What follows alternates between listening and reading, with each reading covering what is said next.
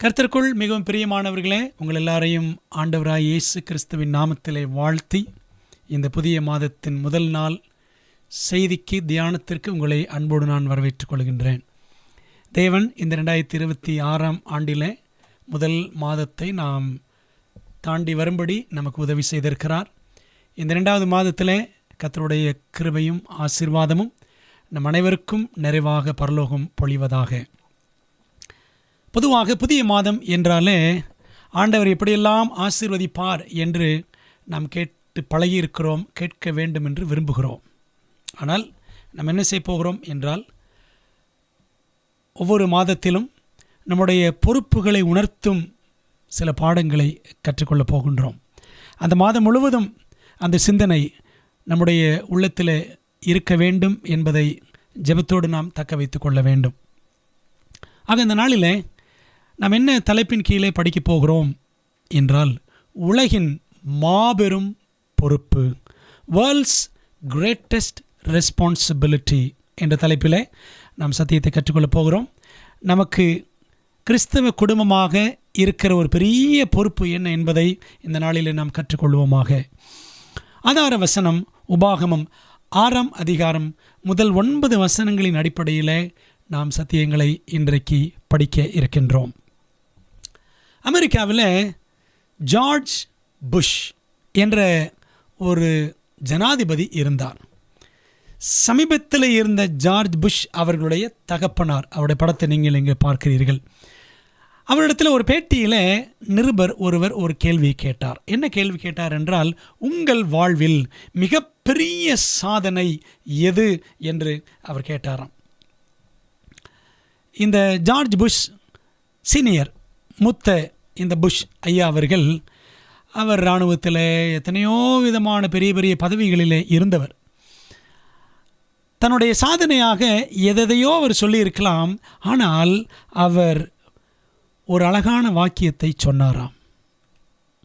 இங்கே பார்க்கிறீர்களவா, இந்த புஷ்ஷோடைய அப்பா தான் அவர். அந்த சீனியர் ஜார்ஜ் புஷ் என்ன சொன்னார் என்றால், my greatest accomplishment in life is that my children still come to see me. என்னுடைய வாழ்வின் மிகப்பெரிய சாதனை எது என்றால், என் பிள்ளைகள் இன்னும் என்னை பார்க்க வருகிறார்கள், என்னை பார்த்து கொள்ளுகிறார்கள் என்பதுதான் அவர் சொன்ன வாக்கியம். பார்த்தீங்களா, ஒரு பெரிய அரசாங்க அதிகாரி, அமெரிக்காவின் ஜனாதிபதியாக இருந்தவர். அவர் தன்னுடைய இராணுவ சாதனைகளை சொல்லியிருக்கலாம், தன்னுடைய நாடாளும் சாதனைகளை சொல்லி இருந்திருக்கலாம். ஆனால் தன் குடும்பத்தை குறித்து அவர் சொன்னார், என் பிள்ளைகள் இன்னும் என்னை பார்க்க வருகிறார்கள், அதுதான் என் வாழ்வில் மிகப்பெரிய சாதனை. என்ன அர்த்தம்னா, நான் ஒரு நல்ல அப்பாவாக இருந்திருக்கிறேன், என் குடும்பத்தை நன்றாக நான் பராமரித்திருக்கிறேன், என் பிள்ளைகளை நன்றாக வளர்த்திருக்கிறேன் என்றுதான் அவர் சொல்ல வருகிறார்.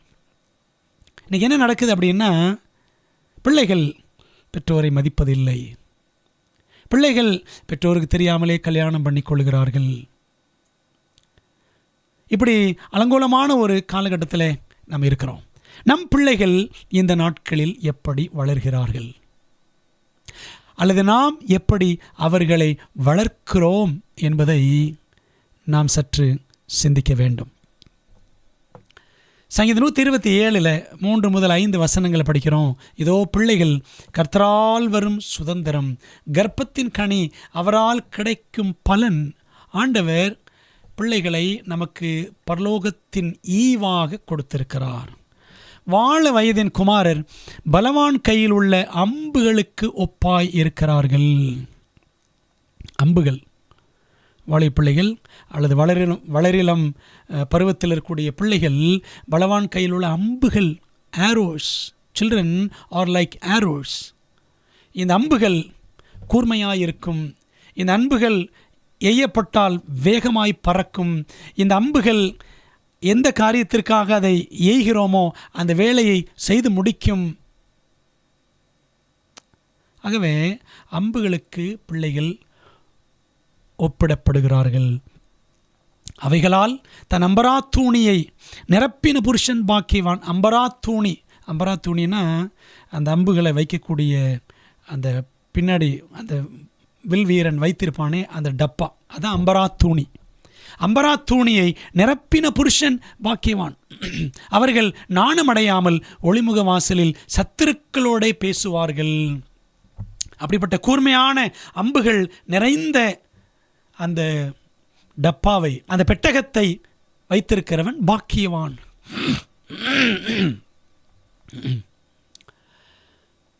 அதாவது அப்படிப்பட்ட நல்ல பிள்ளைகளை, அம்புகள் போன்ற பிள்ளைகளை பெற்றிருக்கிற குடும்பங்கள் பாக்கியமான குடும்பங்கள் என்று தான் சொல்ல வேண்டும்.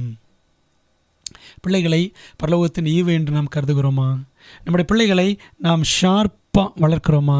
கர்த்தருக்குள் கூர்மதியுள்ள பிள்ளைகளாக வளர்க்கிறோமா என்பது நம்முடைய கேள்வி. நம்முடைய குடும்பத்தின் பிள்ளைகள், நம்முடைய குடும்பம் அப்படிப்பட்ட பிள்ளைகளால் நிரம்பி இருக்கிறதா என்று தான் நாம் சிந்திக்க வேண்டும். பிரியமான தேவ பிள்ளைகளை, உபாகமம் 6ஆம் அதிகாரம் முதல் 9 வசனங்களை அடிப்படையாக கொண்டு நாம் படிக்கப் போகிறோம். கானானுக்குள் பிரவேசிக்கும் முன் மோசே இஸ்ரவேல் ஜனங்களை பார்த்து சொன்ன வார்த்தைகளில் இருந்து சில பாடங்களை பரமகானான் நோக்கி பயணிக்கிற நாம் படித்து கொள்ள வேண்டும். உபாகமம் புத்தகம் கிட்டத்தட்ட 38 ஆண்டுகள் பயணித்து இஸ்ரவேல் ஜனங்கள் எல்லாரும் மோவாபின் சமவெளிகளிலே கானானுடைய எல்லையிலே வந்து விட்டார்கள். ஆக உள்ள நுழையிறதுக்கு முன்னாடி அவர்களுக்கு மோசே செய்த பிரசங்கம்தான் உபாகமம் புத்தகம். அன்பான தேவ ஜனங்களே, பரலோகத்தை நோக்கிய இந்த பயணத்தில், பரமகானான் பயணத்தில் நீங்களும் நானும் இருக்கிறோம்.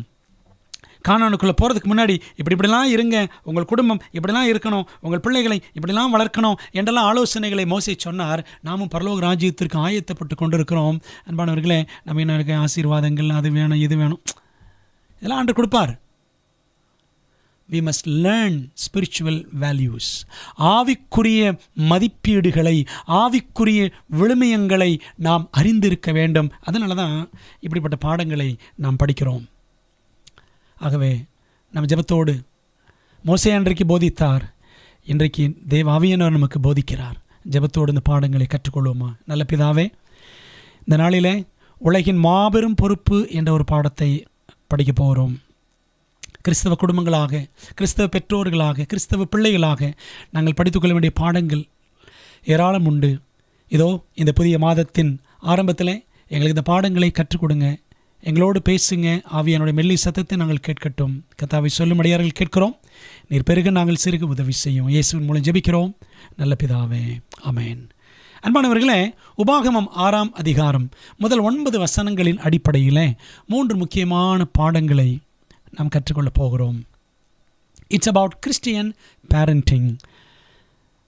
கிறிஸ்தவ பெற்றோர் பிள்ளைகளை வளர்க்கும் விதம் பற்றிய பாடங்கள் இந்த பாடங்கள். முதலாவது, சரியான வாழ்க்கை, ரைட் லிவிங். உபாகமம் 6ஆம் அதிகாரம் முதல் 3 வசனங்கள் அந்த சரியான வாழ்க்கையை பெற்றோர் எப்படி வாழ்ந்து காண்பிக்க வேண்டும் என்பதை நமக்கு அழகாக சுட்டி காட்டுகிறது. நீ உன் தேவனாய் கர்த்தருக்கு பயந்து உயிரோடு இருக்கும் நாளெல்லாம் நீயும் உன் குமாரனும் உன் குமாரத்தையும். பார்த்தீங்களா, பெற்றோர்கள்ட்ட ஆண்டு பேசுகிறார். நான் உனக்கு விதிக்கிற அவருடைய எல்லா கற்பனைகளையும் கட்டளைகளையும் கை கொள்ளுகிறதுனாலே உன் வாழ்நாட்கள் நீடித்திருக்கும்படி நீங்கள் சுதந்திரிக்க போகிற தேசத்திலே கை கொள்வதற்காக கானானுக்கு போகிறீங்க. ஆகவே இப்படிலாம் இருக்கணும். அந்த தேசத்தில் போய் இப்படி நீங்கள் வாழ்ந்து காட்ட வேண்டும். கை கொள்வதற்காக உங்களுக்கு போதிக்க வேண்டும் என்று உங்கள் தேவனாய கர்த்தர் கற்பித்த கற்பனைகளும் கட்டளைகளும் நியாயங்களும் இவைகளே. இஸ்ரவேலே, நீ நன்றாயிருப்பதற்கும் உன் பிதாக்களின் தேவனாய கர்த்தர் உனக்கு சொன்னபடி பாலும் தேனும் ஓடுகிற தேசத்தில் நீ மிகவும் விருத்தி அடைவதற்கும் அவைகளுக்கு செவி கொடுத்து அவைகளின்படி செய்ய சாவதானமாயிரு, அதாவது கவனமாயிரு, எச்சரிக்கையாயிரு என்று அர்த்தம். ஆகவே கிறிஸ்தவ பெற்றோருக்கு தேவன் கொடுக்கிற அழைப்பு, as Christian parents we must live a right living. சரியான வாழ்க்கையை நாம் வாழ வேண்டும். நம்முடைய குமாரரும் நம்முடைய குமாரத்தையும் காணத்தக்கதாக நம்முடைய வாழ்க்கை இருக்க வேண்டும். அப்பொழுது நாம் நன்றாக இருக்கலாம். மிகவும் விருத்தி அடையலாம். ஆகவே இதில் பெற்றோர்களே நீங்கள் ஜாக்கிரதையாயிருங்கள் என்று கூறி இந்த 3ஆம் வசனம் முடிவடைகிறது. ஏன் அப்படின்னா, பரமகாணனை நோக்கி, பரலோக ராஜ்யத்தை நோக்கி நாம் போய் கொண்டிருக்கிறோம். அங்கே போய் நாம் வாழ்ந்து காட்ட வேண்டியதில்லை. இங்கேயே நாம் வாழ்ந்தால்தான் அங்கே நாம் நித்தியமாய் வாழ முடியும். இந்த பூலோக கானானுக்குள் போவதற்கு முன்பதாக மோசே எச்சரிப்பு கொடுத்தார் இஸ்ரவேல் ஜனங்களுக்கு. நீங்கள் அங்கே போய் இப்படிலாம் வாழணும் என்று சொல்லி, இங்கேயும் அப்படி வாழணும். அதே போல தான் நாமும் பரலோக ராஜ்யத்திற்கு போவதற்கு முன்பதாக இங்கேயே இந்த வாழ்க்கையை, சரியான வாழ்க்கையை நாம் வாழ ஆண்டோடைய பலனை பெற்றுக்கொள்ள வேண்டும். அலங்கோலமான காலத்தில் கிறிஸ்தவ குடும்பங்களாக நாம் வாழ்ந்து வருகிறோம். கிறிஸ்தவ குடும்பங்களை பாருங்கள், பலவிதமான அலங்கோலங்களை நாம் பார்க்கிறோம். பெற்றோர்கள் இல்லாமல் பிள்ளைகள், பிள்ளைகள் இல்லாமல் பெற்றோர்கள், அல்லது கணவன் இல்லாமல் மனைவி, மனைவி இல்லாமல் கணவன், பெற்றோர்களாக சேர்ந்து தங்களுடைய வயதான பெற்றோர்களை மதிக்காத ஒரு காலகட்டம். ஒரு அலங்கோலமான காலத்தில் நாம் இருக்கிறோம். நாம் கிறிஸ்தவ குடும்பங்களாக கிறிஸ்தவர்கள் என்று நம்மை அழைத்துக் கொள்கிறோம். பெற்றோர்களே, நம் ஜீவியம் நம் பிள்ளைகளுக்கு முன்பாக அலங்காரமாக இருக்கிறதா அல்லது அலங்கோலமாக இருக்கிறதா என்பதை நாம் எண்ணி பார்க்க வேண்டும். பைபிளில் பரிசுத்த அலங்காரம் என்று படிக்கிறோம். அப்படி என்றால் என்ன அர்த்தம்? பரிசுத்த அலங்காரம் என்றால் என்ன? சங்கீதம் 96:9 வாசிக்கிறோம், பரிசுத்த அலங்காரத்துடனே கர்த்தரை தொழுது கொள்ளுங்கள். பியூட்டி ஆஃப் ஹோலினஸ், ஆங்கிலத்தில் அப்படி தான் படிக்கிறோம். Worship the lord in the beauty of holiness. பரிசுத்த அலங்காரம் என்றால் என்ன? அழகாக குளித்து, அழகாக உடை அணிந்து, கோட் சூட்டெல்லாம் போட்டு, டை கட்டி, நல்லா சென்ட் அடித்து, லிப்ஸ்டிக் போட்டு, பவுடர் அடித்து, அது அல்ல பரிசுத்த அலங்காரம். அது அல்ல. தெய்வ பக்தி. பெற்றோரிடத்தில், பிள்ளைகளிடத்தில் அந்த தெய்வ பக்தி காணப்பட வேண்டும்.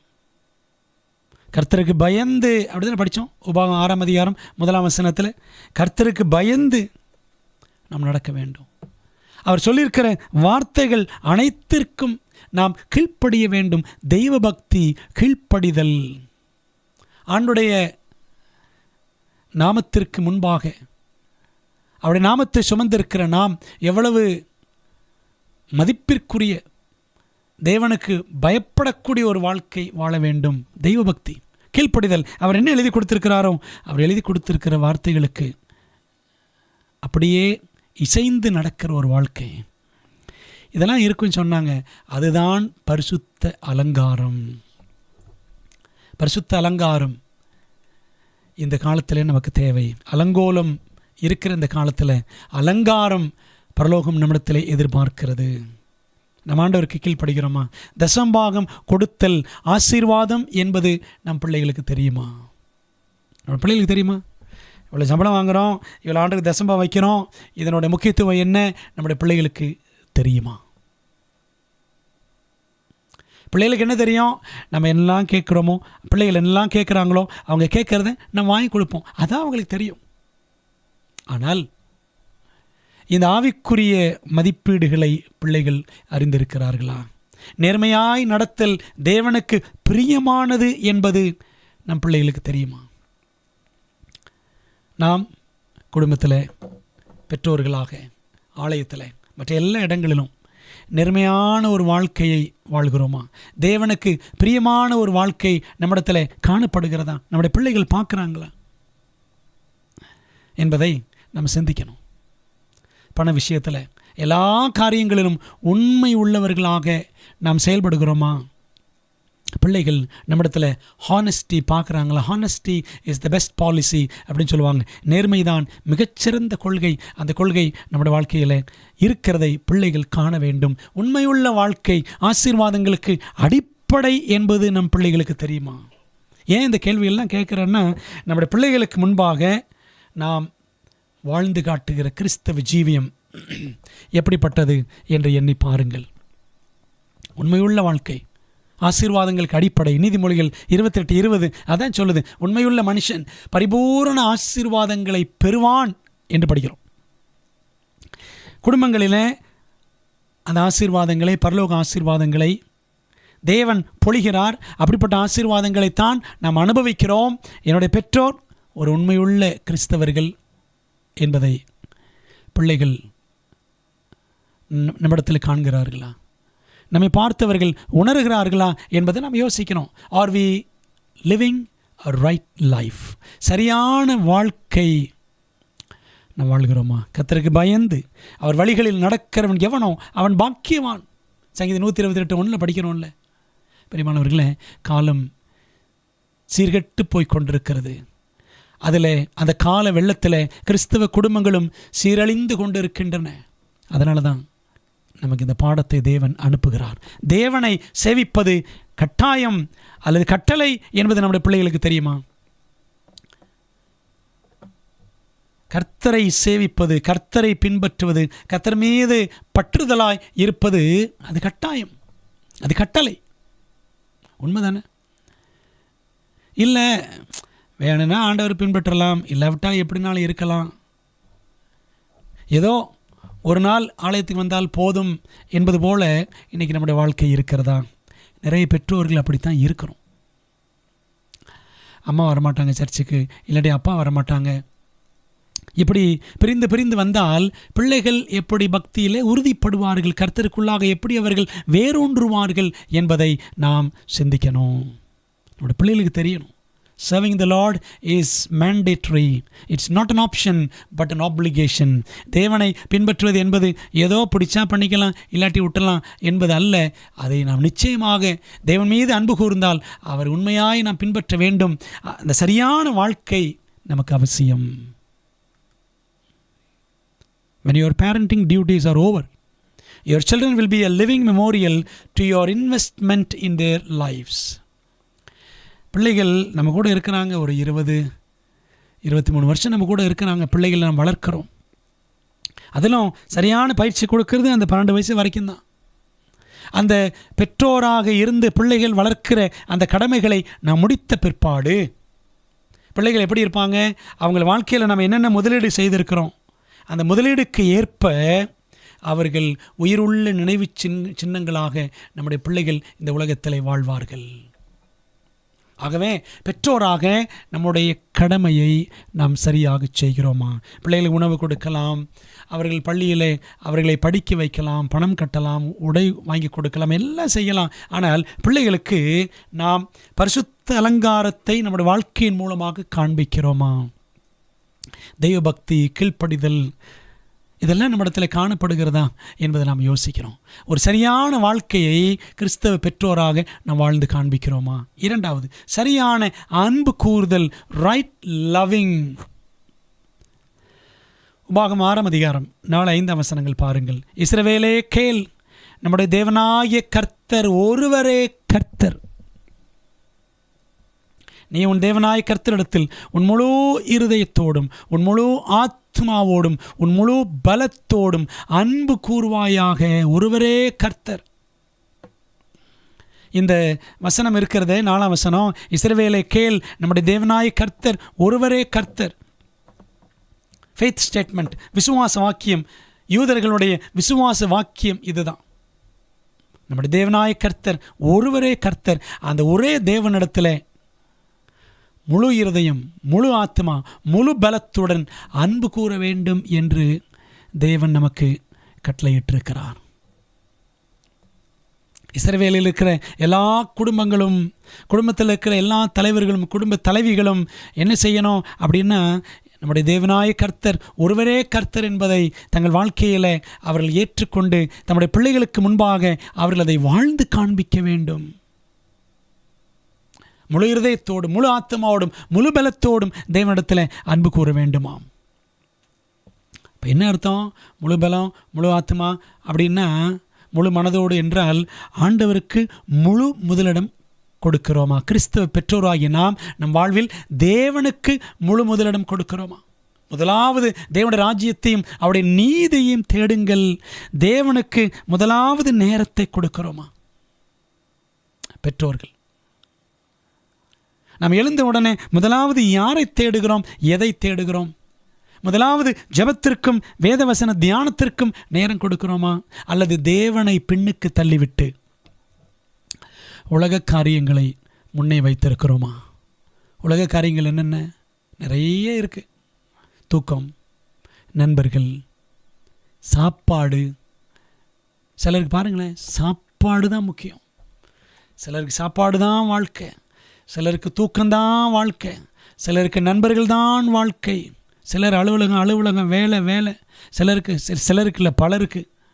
இன்றைக்கி உலகத்தில் முக்கால்வாசி பேர் ஃபோனு தான் இருக்கிறாங்க, அலைபேசி. இப்படி இந்த உலக காரியங்கள் எல்லாம் முன்னுக்கு வைத்து விட்டு ஆண்டவர் நாம் பின்னுக்கு தள்ளிவிட்டோமா?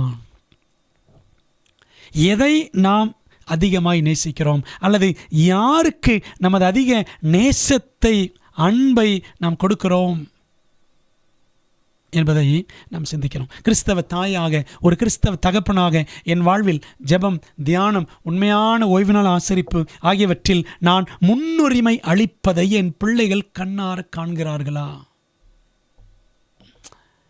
பிள்ளைகள் நம்மகிட்ட என்ன பார்க்குறாங்களோ அதைத்தான் அவங்களும் செய்வாங்க. இதை செய் அதை செய் என்று சொன்னால் பிள்ளைகள் செய்வதில்லை. நான் என்ன செய்கிறேனோ அதைத்தான் அவர்களும் செய்வார்கள் என்பதை நாம் புரிஞ்சுக்கணும். If you teach them that God is just for Sabbaths, we are going to raise a generation of infidels. தேவன்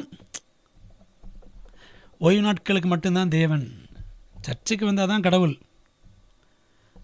என்பது போல் நாம் பிள்ளைகளுக்கு போதிப்போம் என்றால் நாம் என்ன செய்வோம் அப்படின்னா, சந்தேகவாதிகளால் ஆன ஒரு சந்ததியை உருவாக்குகிறவர்களாக இருப்போம்.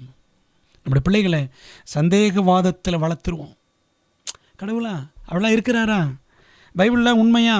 இன்றைக்கி அப்படி தான் நிறைய பிள்ளைகள் பேசுகிறாங்க. பைபிளில் இருக்கிறதா உண்மையா, இதெல்லாம் நம்பணுமா, இந்த காலத்தில் பைபிள்லாம் ஃபாலோ பண்ண முடியுமா? இன்ஃபிடல்ஸ்.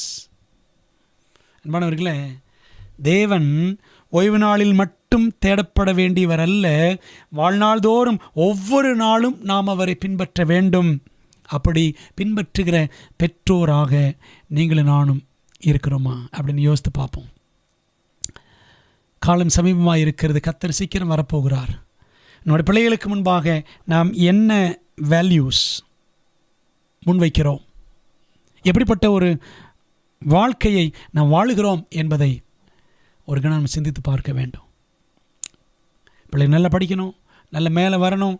எல்லாம் அடுத்தடுத்து பரீட்சைகள் வரப்போகிற நாட்கள், பிப்ரவரி மார்ச் எல்லாம் பிள்ளைகளுக்கு பரீட்சை மாதங்கள். பிள்ளைங்க நல்லா படித்து நல்ல நிலைக்கு மேலே வரணும் அப்படின்னு நம்ம அவங்களை கஷ்டப்பட்டு படிக்க வைக்கிறோம், பணத்தை கட்டுறோம், எல்லாம் செய்கிறோம். ஆனால் பிள்ளைகளுக்கு முன்பாக பெற்றோராக நாம் நல்ல முன்மாதிரியை வைக்கிறோமா? சரியான வாழ்க்கை முதல் பாடம், ரைட் லிவிங். இரண்டாவது பாடம், சரியான அன்பு கூறுதல், ரைட் லவ்விங். மூன்றாவது, சரியான கற்பித்தல், ரைட் லேர்னிங் அல்லது ரைட் டீச்சிங் அப்படின்னு கூட சொல்லலாம். உபாகமம் 6ஆம் அதிகாரம் 6 முதல் 9 வசனங்கள் பாருங்கள். இன்று நான் உனக்கு கட்டளையிடுகிற இந்த வார்த்தைகள் உன் இருதயத்தில் இருக்க கடவது. நீ அவைகளை உன் பிள்ளைகளுக்கு கருத்தாய் போதித்து, நீ உன் வீட்டில் உட்கார்ந்திருக்கிற போதும், வழியில் நடக்கிற போதும், படுத்து கொள்ளுகிற போதும், எழுந்திருக்கிற போதும் அவைகளை குறித்து பேசி அவைகளை உன் கையின் மேல் அடையாளமாக கட்டிக்கொள்வாயாக. அவைகள் உன் கண்களுக்கு நடுவே ஞாபகக்குறியாயிருக்க கடவது. அவைகளை உன் வீட்டு நிலைகளிலும் உன் வாசல்களிலும் எழுதுவாயாக என்று தேவன் இங்கே மோசேயின் மூலமாக சொன்னார். பாருங்களேன், ஆண்டுடைய வசனத்திற்கு முக்கியத்துவம். உன் இருதயத்தில் ஆண்டுடைய வார்த்தை இருக்கணும். பெற்றோர்களை பற்றி சொல்கிறார் 6ஆம் வசனத்தில். 7ஆம் வசனத்தில் உன் பிள்ளைகளுக்கு இதெல்லாம் நீ இது கருத்தாக போதிக்கணும். 8ஆம் வசனத்தில் உன் கையின் மேல் அடையாளமாக இருக்கணும், உன் கண்களுக்கு நடுவே ஞாபகக்குறியாக இருக்கணும். 9ஆம் வசனத்தில் உன் வீட்டில், உன் வீட்டு வாசல்கள்லாம் அது எழுது அப்படின்னு ஆண்டு சொல்கிறார். அன்பான தேவப்பிள்ளைகளே, அப்போ ஆண்டவர் என்ன சொல்கிறாருன்னா, கிறிஸ்தவ பெற்றோர்களே, நீங்கள் உங்கள் இருதயத்தில் ஆண்டுடைய வார்த்தையை வைத்து அதன்படி நடவுங்கள். பிள்ளைகளுக்கு அதே சொல்லிக் கொடுங்க. நீ ஞாபகப்படுத்திக் கொள்வது போல் ஆண்டுடைய வார்த்தைகள் உன் கையில் இருக்கணும், உன் நெற்றியில் இருக்கணும். அது மட்டும் இல்லை, உன் வீட்டு வாசல் கதவுகள்லாம் இருக்கணும் அப்படின்னு ஆண்டு சொல்கிறார். அதாவது குடும்பம் ஒரு தேவபக்தியுள்ள குடும்பமாக இருக்கணும் கர்த்தர் எதிர்பார்க்கிறார். தேவபக்தியுள்ள சந்ததியை உருவாக்க வேண்டும். அப்படி செய்ய வேண்டுமானால் முதலாவது பெற்றோர் தேவபக்தி உள்ளவர்களாக இருக்க வேண்டியது மிகவும் முக்கியமானது ஆகும். பைபிளில் மனிதன் படைக்கப்பட்டதற்கான நோக்கம் தெளிவாக சொல்லப்பட்டிருக்கிறது. மல்கியா 2:15 அவர் ஒருவனை அல்லவா படைத்தார், ஆதாம். ஆவி, அதாவது குணம் அவரிடத்தில் பரிபூர்ணமாயிருந்ததே, பின்ன ஏன் ஒருவனை படைத்தார்? தேவ பக்தியுள்ள சந்ததியை பெறும்படிதானே. அப்போது ஆண்டவர் தேவ பக்தியுள்ள சந்ததியை பெறுவதற்காகத்தான் உலகத்தில் மனிதர்களை படைத்தார். இன்னைக்கு உலகத்தில் கோடிக்கணக்கான மனிதர்கள் இருக்கிறோம். அதில் கிறிஸ்தவர்களும் சில கோடிகள். யோசித்து பாருங்கள். நாம் குடும்பமாகிறோம், திருமணமாகி குடும்பங்களாகி பிள்ளைகளை பெறுகிறோம். அந்த பிள்ளைகளை தேவபக்தி உள்ள சந்ததியாக நாம் உருவாக்குகிறோமா, அவர்களை பயிற்றுவிக்கிறோமா என்பது மிகவும் முக்கியமான ஒரு கேள்வி. ஆண்டவர் சொன்னார், உன்னுடைய கைகளிலே நீ அதை கட்டிக்கொள், ஆண்டுடைய வார்த்தைகளை கண்களுக்கு நடுவே ஞாபகக்குறியாயிருக்கட்டும் அப்படின்னு சொன்னார். வீட்டு வாசல்களிலே மாட்டி வை. அதான் இன்றைக்கி வீடு வாசல்கள் வசனங்கள் அப்படி இப்படி வைக்கிறாங்க. யூதர்கள் என்ன செஞ்சாங்களாம், இந்த உபாகமம் 6:6-9 வசனங்களை தப்பாக புரிஞ்சுக்கிட்டு நியாயப்பிரமாணத்தின் ஒரு பகுதியை எழுதி எடுத்து ஒரு சிறு தோல் பெட்டகத்தில், இங்கே ஒரு பாக்ஸ் மாதிரி பார்க்குறீங்க பார்த்தீங்களா, அந்த மாதிரி ஒரு சின்ன பெட்டி இடுப்பில் வைக்கிற மாதிரி, இடுப்பில் இடைக்கச்சையில் இருப்பது போல் ஒரு லிட்டில் லெதர் பாக்ஸ், ஒரு சிறு தோல் பெட்டகத்தில் அவங்க எழுதியிருக்கிற பிரமாணத்தை அப்படி உள்ளே போட்டுக்குவாங்களாம். அது மாதிரி எழுதி கையில் இப்படி கட்டி வச்சுக்குவாங்க. அப்படி தான் வசனத்தில் இருந்துச்சு, உன் கையில் கட்டிக்கோ, உன் கண்களுக்கு நடுவே இங்கே கூட வச்சுக்குவாங்களாம். இங்கே கூட சுருட்டி ஏதாவது ஒரு ஐடியா பண்ணி வச்சுக்குவாங்களாம்.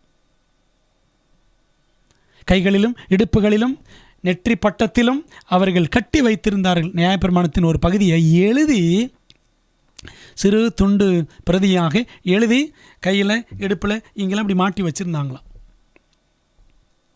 ஆண்டவர் அப்படியே செய்ய சொன்னார். அது அல்ல முன்மாதிரி. தேவன் சொன்னது அப்படி கிடையாது. எழுத்தின்படியாக நடக்க சொல்லவில்லை. அப்படியே எழுதி வச்சுக்கோ, கட்டி வச்சுக்கோ, அப்படி அர்த்தம் இல்லை. நம்முடைய கைகள் எதை செய்தாலும்,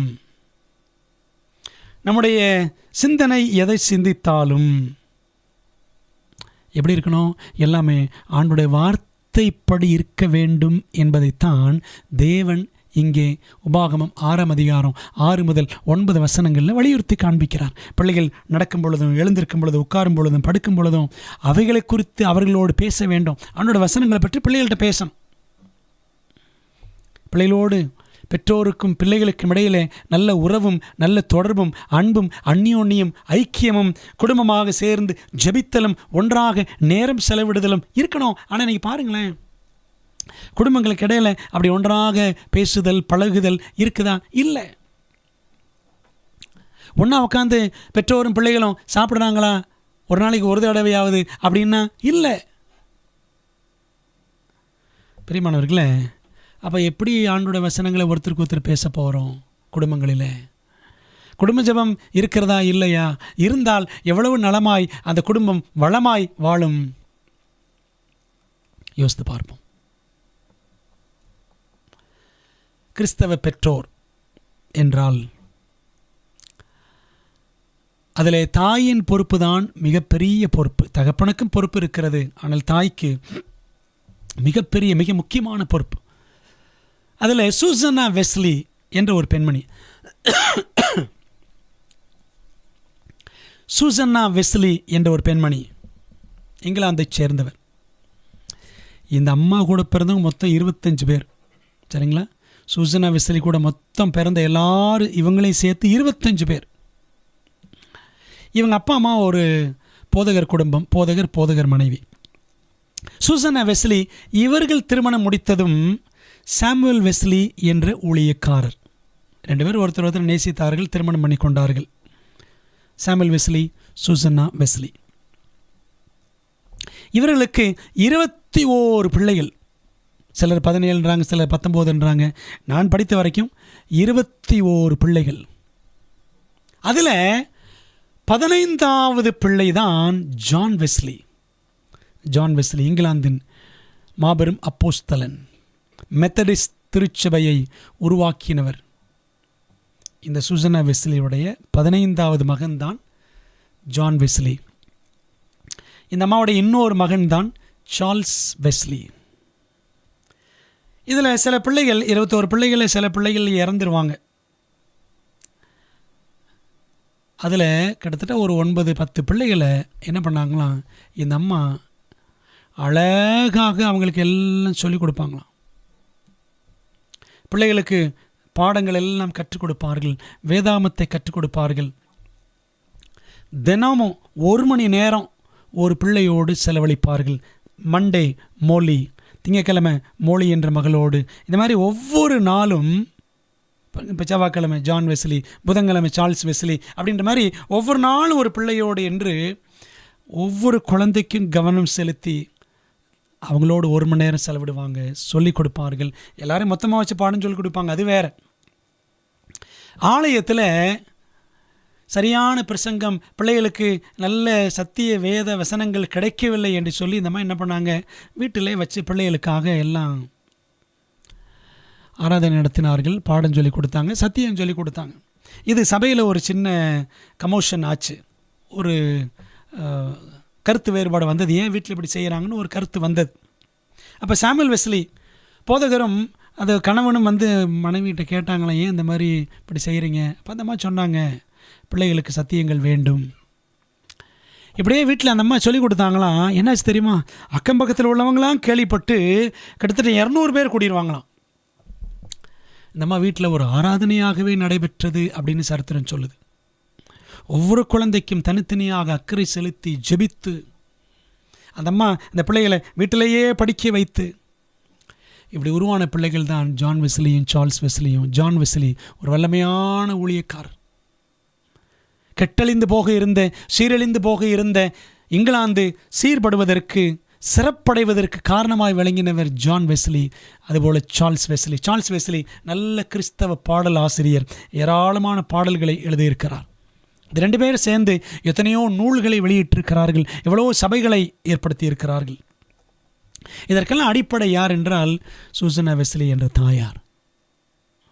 சாமுவேல் வெஸ்லி போதகர் கூட, இந்த அம்மாவுடைய கணவர் கூட கொஞ்சம் பொறுப்பில்லாமல் இருப்பார். கொஞ்சம் கடனை வாங்கி உடனே வாங்கி 2 முறை ஜெயிலுக்கெல்லாம் போயிருக்கிறார், அப்படிலாம் சரித்திரம் சொல்லுது. ஆனால் இந்த தாய் அவ்வளோ பொறுப்பாக பிள்ளைகளை வளர்த்தார்களாம்.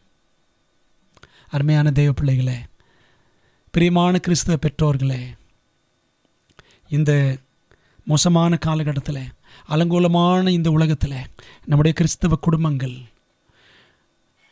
வாழும் வகையை நாம் சீர்தூக்கி பார்க்க வேண்டும். இந்த அம்மா என்ன செய்வாங்கன்னா, சூசனா வெஸ்லி பிள்ளைகளுக்கு வசனங்களை மனப்பாடம் பண்ண சொல்லிக் கொடுப்பாங்களாம். Storing God's word and sharing God's word. வசனத்தை மனப்பாடம் பண்ணி சொல்லிக் கொடுப்பாங்க, வசனத்தை அவங்களுக்கு பகிர்ந்தும் கொடுப்பார்கள், சொல்லிக் கொடுப்பாங்களாம். எல்லா பாடங்களையும் சொல்லிக் கொடுப்பாங்க. அதே சமயத்தில் வேதாமத்திற்கு முக்கியத்துவம் கொடுத்து கற்றுக் கொடுப்பார்கள். Are we storing God's word in our minds and in the minds of our children? நம்முடைய மனதிலும் சரி, பிள்ளைகள் மனதிலும் சரி, வசனங்களை நாம் பதித்து வைக்கிறோமா? Are we sharing God's word? அவனுடைய வசனங்களை நாம் பகிர்ந்தளிக்கிறோமா என்றெல்லாம் நாம் சிந்திக்கிறோம். அன்பானவர்களே, இந்த உலகத்தினுடைய முடிவு காலத்தின் முடிவில் நாம் இருக்கிறோம்.